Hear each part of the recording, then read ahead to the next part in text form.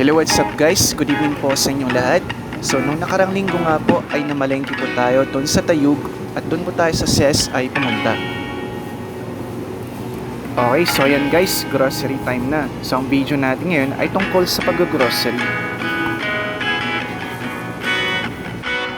Kasama nga po natin dito ang ilan sa ating mga lucky winners na nanalo sa raffle draw noon. Tinutulungan po nila tayo sa ating mga pinamiling stocks.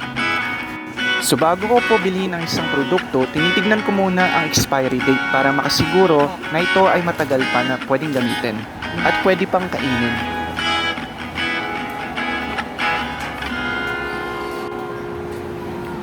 So yan guys, dumiretso na po kami sa part na kung saan nandun ang CISO. Iba't ibang flavor drink po ang kinuha namin.